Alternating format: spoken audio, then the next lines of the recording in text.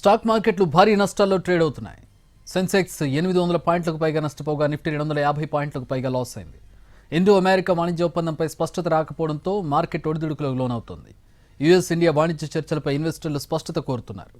టారిఫ్పై clarity వచ్చే వరకు మార్కెట్లో ఈ ఒడిదుడుకులు తప్పవని విశ్లేషకులు చెబుతున్నారు.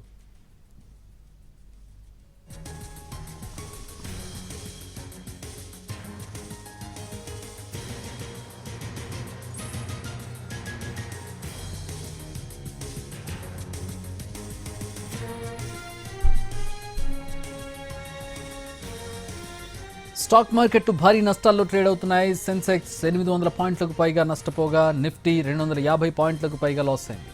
ఇండో అమెరికా వాణిజ్య ఒప్పందంపై స్పష్టత రాకపోవడంతో మార్కెట్ ఒడిదుడుకులు ఎదురవుతోంది. యుఎస్ ఇండియా వాణిజ్య చర్చలపై ఇన్వెస్టర్లు స్పష్టత కోరుతున్నారు. టారిఫ్పై క్లారిటీ వచ్చే వరకు మార్కెట్లో ఈ రకమైన ఒడిదుడుకులుండే అవకాశం ఉంది.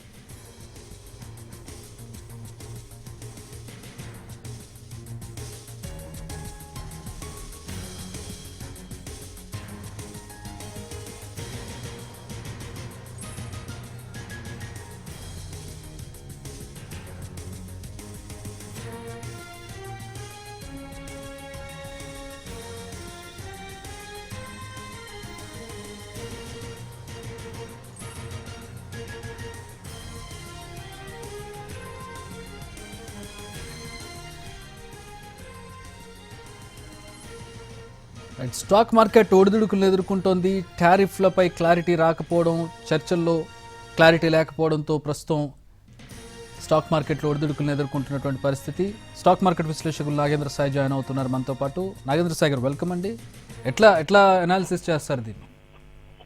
సో మార్కెట్స్ లో గత కొద్ది రోజుల నుంచి ఒక రిస్క్ ఆన్ మూడ్ అనేది స్టార్ట్ అయింది. ఎందుకంటే అటు చైనా అండ్ యుఎస్ మధ్య ఈ టారిఫ్ వార్ దాదాపుగా క్లారిటీ వచ్చింది అనుకున్నప్పటికీ కూడా మొన్న మూడీస్ ఇచ్చిన రేటింగ్ ఒకటి యుఎస్ సావరెన్ రేటింగ్స్ ని తగ్గించడము అండ్ దానికి తోడు యుఎస్ లో యాక్చువల్ గా డొనాల్డ్ ట్రంప్ రాకముందు నుంచి అనిశ్చితి అనేది ఉందండి. అంటే ఆ డాలర్ వీక్ అవ్వడము అండ్ దానికి తోడు ఇన్ఫ్లేషన్ అనుకున్న స్థాయిలో కట్టడి కాకపోవడము, గ్రోత్ ప్రాస్పెక్ట్స్ అన్ని కూడా చాలా ఇబ్బందికర పరిస్థితులు అయితే ఉన్నాయి. బట్ డొనాల్డ్ ట్రంప్ వచ్చిన తర్వాత వాటన్నిటిని పక్కన పడేసి పూర్తిగా టారిఫ్స్ వారి మీద కాన్సన్ట్రేషన్ చేయడం వల్ల మార్కెట్స్ స్టిల్ ఇంకా అంటే ఆ మెయిన్ కాన్సెప్ట్స్, కోర్ కాన్సెప్ట్ అన్ని మర్చిపోయి వీటి మీద కాన్సన్ట్రేషన్ చేసింది. కానీ ఇప్పుడు మళ్ళీ మూడీస్ రిపోర్ట్ ఇవ్వడం వల్ల ఒరిజినల్ గా యుఎస్ ఆర్థిక పరిస్థితి మరొకసారి వెలుగులోకి రావడం, ఈ ఫ్యాక్టర్స్ అన్ని కూడా one of the main reasons అండి మార్కెట్స్ క్రాక్ అవ్వడానికి.